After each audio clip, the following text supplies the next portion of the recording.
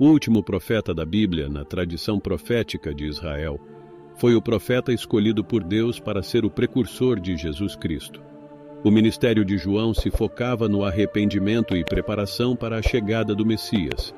João não buscava glória para si, mas apontava para a grandeza daquele que viria após ele. João Batista, o último profeta da Bíblia, teve uma vida bastante singular. Ele costumava viver no deserto, se vestir com peles de camelo e se alimentar de mel silvestre e gafanhotos. Esse seu comportamento também remetia a outros profetas que o precederam, especialmente o profeta Elias. Além disso, João ficou conhecido como o Batista, justamente porque ele batizava as pessoas arrependidas como símbolo da purificação dos pecados. Embora o Senhor Jesus Cristo jamais tenha pecado, João Batista também foi o responsável por batizá-lo, um evento que basicamente marcou o início do ministério público de Jesus.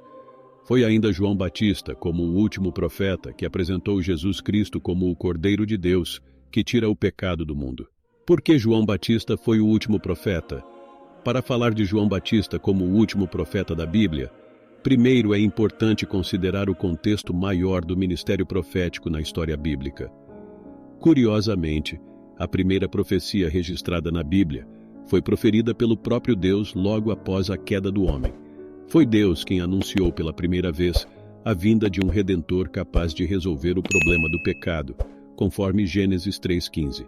Essa primeira profecia geralmente é conhecida como proto-evangelho, que significa primeiro evangelho. Depois, a revelação especial de Deus aos homens foi ocorrendo de forma progressiva, e nesse processo de autorrevelação, Deus escolheu, capacitou e usou algumas pessoas como seus agentes. Portanto, os profetas na Bíblia são apresentados como os agentes da revelação de Deus. A primeira pessoa a ser identificada como profeta na Bíblia foi Abraão. Moisés, o grande líder e legislador de Israel, também era considerado um profeta, conforme está escrito em Deuteronômio. Antes deles, Enoque, aquele que viveu antes do grande dilúvio. De acordo com Judas, também foi alguém que profetizou da parte de Deus, embora jamais ele seja chamado de profeta na Bíblia. No entanto, parece ter sido com o profeta Samuel que teve início a conhecida escola profética de Israel, responsável por uma longa tradição de profetas que anunciaram a palavra de Deus desde o período da monarquia até o pós-exílio do povo de Deus na Babilônia. Um dos profetas do período pós-exílio foi o profeta Malaquias, e após o seu ministério, houve um período de séculos de silêncio profético, quando nenhuma nova palavra da parte de Deus foi registrada, até que chegou o tempo do ministério de João Batista como o último profeta, encerrando essa tradição profética de Israel. A prova de que João Batista encerrou a escola profética de Israel foi dada pelo próprio Senhor Jesus Cristo. Foi Jesus quem falou que a lei e os profetas duraram até João, e desde então é anunciado o reino de Deus. Considerando tudo isso, podemos entender que João Batista viveu no limiar da nova aliança e foi a ponte entre as profecias messiânicas do Antigo Testamento e o cumprimento dessas profecias em Jesus. Isso, inclusive, está de acordo com o que escreveu o autor da carta aos Hebreus, ao explicar que antigamente Deus havia falado muitas vezes e de muitas maneiras através dos profetas, mas que agora havia chegado o tempo de Deus falar aos homens através de seu Filho, conforme Hebreus 1:11. Por isso, entendemos que Jesus Cristo é a revelação final da parte de Deus para nós, e faz todo sentido saber que o último profeta foi justamente aquele que preparou o caminho para a manifestação pública de Cristo há cerca de 2000 anos.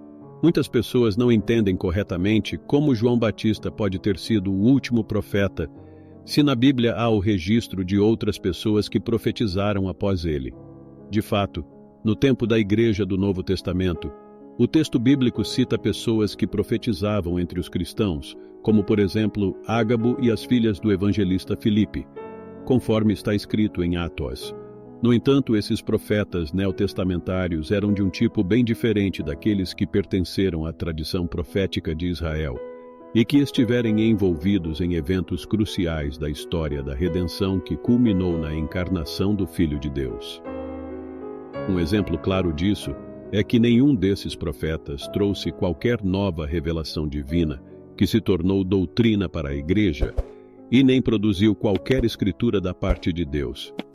Parece que esses profetas tinham apenas uma atuação temporal e local nas comunidades cristãs. Na verdade, no Novo Testamento são os apóstolos os correspondentes aos profetas veterotestamentários. Assim como os profetas do Antigo Testamento, os apóstolos lançaram os fundamentos doutrinários da Igreja e, pela agência do Espírito Santo, concluíram o cânon da Escritura, onde temos até hoje registradas de forma inerrante e infalível e autoritativa todas as profecias de Deus para o seu povo.